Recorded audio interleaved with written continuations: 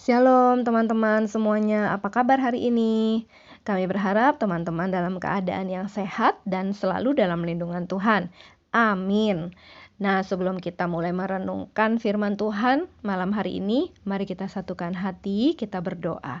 Bapa kami yang di sorga, di dalam nama Tuhan Yesus Kristus, kami mengucap syukur Bapa yang baik buat hari yang indah ini. Kami masih diberikan kesempatan untuk merenungkan firman Tuhan, dan kami percaya firman-Mu berkuasa Tuhan, dan kami mohon urapan-Mu, kuasa Roh Kudus bekerja, sehingga kami mengerti lebih dalam lagi apa yang menjadi isi hati-Mu untuk kehidupan kami di bumi ini, sehingga hidup kami berkenan kepadamu. Di dalam nama Tuhan Yesus kami siap merenungkan firman-Mu. Haleluya, amin. Hari ini kita akan merenungkan Amsal 24 ayat 10. Jika engkau tawar hati pada masa kesesakan, kecilah kekuatanmu. Dalam kitab NIV, demikian firman Tuhan, if you falter in a time of trouble, how small is your strength. Dalam kitab NKJV, if you faint in the day of adversity, your strength is small.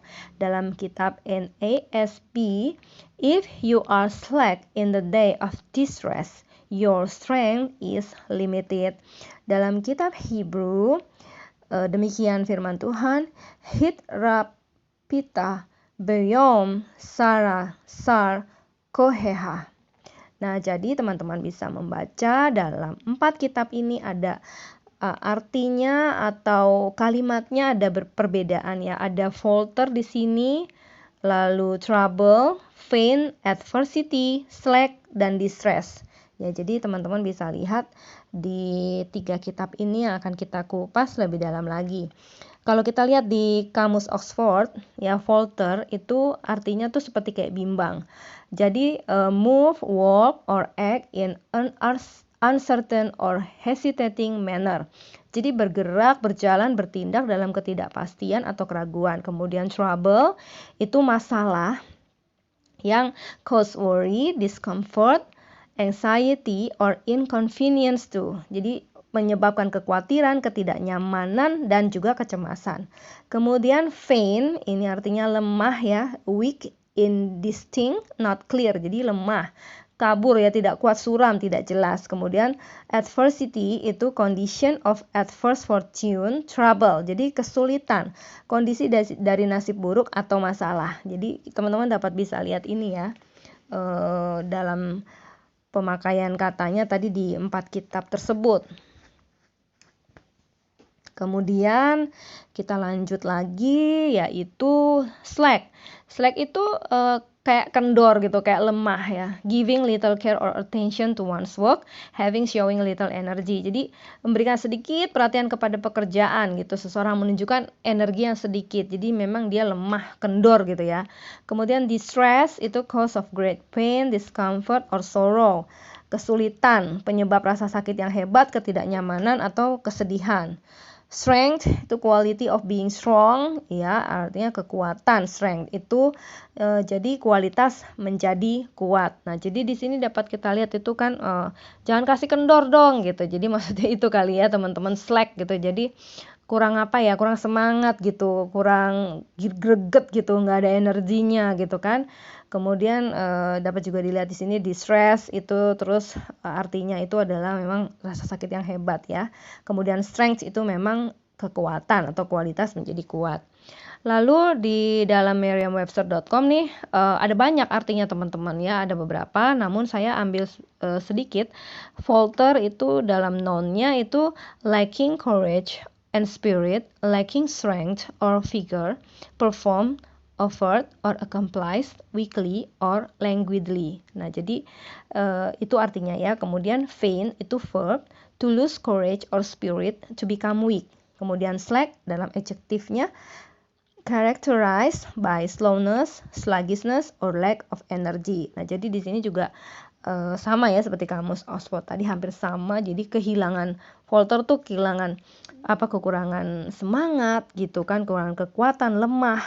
Kemudian faint juga sama, lemah. Kemudian slack juga menunjukkan kelemahan, keleletan gitu ya, atau kurangnya energi seperti itu ya. Kemudian kita juga mau lihat nih dalam kitab Hebrew-nya, yaitu if you falter itu hit rapita. Nah, dia dalam bentuk verb perfect second person masculine singular.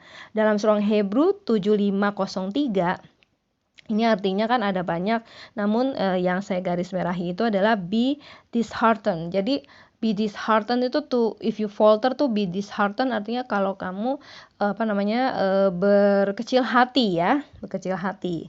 Itu dalam bahasa Ibraninya. Kemudian beom ini in the day ya.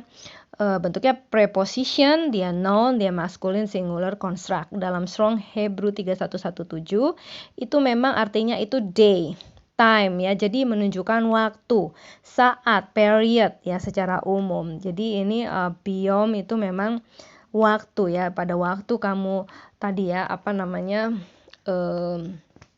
lemah atau berkecil hati. Kemudian of distress itu Sarah, itu noun feminine singular. Dalam Strong Hebrew 6869 itu memang artinya adalah distress, trouble. Jadi dalam keadaan kesesakan, dalam keadaan masalah, kesulitan. Kemudian sar, how small, itu adjective masculine singular. Dalam Strong Hebrew 6862 itu narrow, tight, itu memang kecil ya, sempit ya. Jadi memang kecil gitu artinya. Jadi kemudian koheha itu is your strength, noun masculine singular construct, second person masculine singular. Jadi is your strength, koheha itu dalam Strong Hebrew 3581 itu artinya memang strength atau power, might ya, kekuatan. Jadi koheha itu demikian artinya di dalam bahasa Ibraninya, teman-teman. Kita udah belajar banyak nih ya, udah dapat banyak. Nah, apa sih yang dapat kita pelajari nih, teman-teman? 1, ketika sedang mengalami kesulitan, kita harus memiliki hati yang besar. Jangan berkecil hati, jangan lemah, jangan putus asa. 2, ingat hati yang gembira adalah obat yang paling manjur. Itu ya, jadi hati kita harus semangat, harus gembira, walaupun di tengah-tengah tekanan atau masalah. 3, orang yang bersemangat akan mampu berjuang. Nah, kalau dengan semangat itu pokoknya ada aja jalannya gitu ya, akan mampu dia. Yang keempat, kesulitan harus dihadapi dengan keberanian. Dalam hidup ini manusia pasti ada masanya diperhadapkan dengan masalah yang mendatangkan kesesakan, kesulitan, penderitaan, kesedihan, dan tekanan dalam hidupnya. Jika hati kita langsung ciut, takut, tidak ada semangat, putus asa, menyerah, maka kita tidak akan bertahan untuk menghadapi masalah. Lagi pula, ingatlah ada Tuhan yang menyertai kita, jadi kuatkanlah dan teguhkanlah hatimu. Demikian teman-teman firman Tuhan hari ini. Kami berharap teman-teman bisa mendapatkan berkat dari firman Tuhan ini, dan bukan hanya kita belajar, mendengar, menggali, tapi kita juga melakukan firman ini dalam kehidupan keseharian kita. Ingat, apa yang keluar dari mulutnya Tuhan tidak pernah akan kembali dengan sia-sia, tapi akan mengerjakan sesuai dengan kehendak Tuhan. Sebelum kita akhiri hari ini, pelajaran hari ini, mari kita satukan hati, kita berdoa. Bapak, terima kasih kami sudah belajar hari ini.